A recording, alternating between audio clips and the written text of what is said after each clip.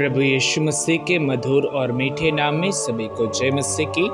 आज के सुंदर सुबह में परमेश्वर ने हमें एक नया दिन देखने का एक मौका दिया, इसलिए परमेश्वर को धन्यवाद देते हैं।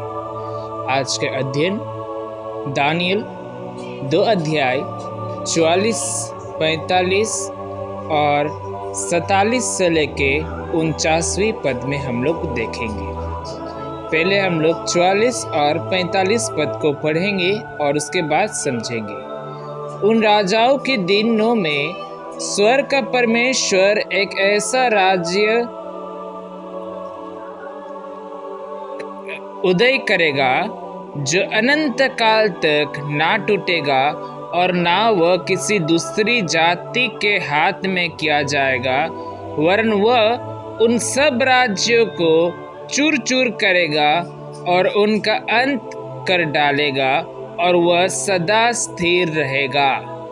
जैसा तूने देखा कि एक पत्थर किसी एक हाथ के बिन खोदे पहाड़ में से उखड़ा और उसने लोहे, पीतल, मिट्टी, चांदी और सोने को चूर चूर किया, इसी रीति महान परमेश्वर ने राजा को बताया है कि इसके बाद क्या क्या होने वाला है। ना स्वप्न में और ना उसके फल में कुछ संदेह है। फिर राजा ने दानियल से कहा, सच तो यह है कि तुम लोगों का परमेश्वर सब ईश्वरों का ईश्वर, राजाओं का राजा और भेदों का खोलने वाला है, इसीलिए तो यह भेद प्रकट कर पाया। तब राजा ने दानियल का पद बड़ा किया और उसको बहुत से बड़े बड़े दान दिए और यह आज्ञा दी कि वह बेबीलोन की सारी प्रांत पर हाकिम और बेबीलोन के सब पंडितों पर मुख्य प्रधान बने। तब दानियल की विनती करने से राजा ने शद्रक, मेशक और अबेदनेगो को बेबीलोन के प्रांत के कार्य के ऊपर नियुक्त कर दिया, परंतु दानियल स्वयं राजा के दरबार में रहा करता था। इस वचन के द्वारा परमेश्वर के नाम की महिमा हो।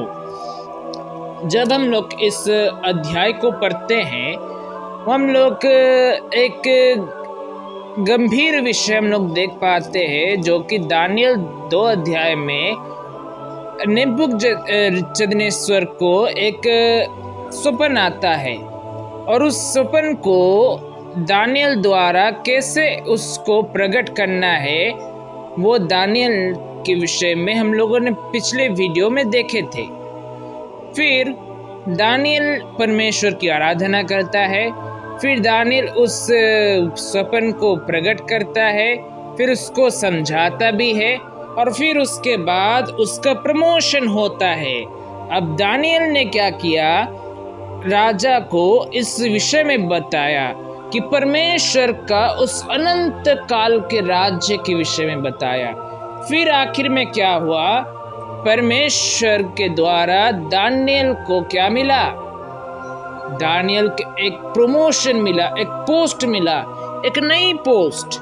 जिस पोस्ट में था उस पोस्ट नहीं, एक नई पोस्ट है ना। और सिर्फ इतना ही नहीं, बल्कि और भी कुछ हम लोग देख पाते हैं। उनको ऐसा पता चलता है कि दानियल को जो पोस्ट मिलता है, सिर्फ और सिर्फ कैसे, परमेश्वर से प्रार्थना करने के बाद। हम लोग जो प्रोसेस कल के दिन में देखे, उसी के द्वारा। इस वचन में आइए हम भी अपने जीवन में इस बात को लागू करें, जिससे हम भी समय अनुसार परमेश्वर के सम्मुख आने के बाद भी हम लोग जीवन में सफल होने पाए। इस वचन के द्वारा परमेश्वर के नाम की महिमा हो। सबकी जय मसीह की।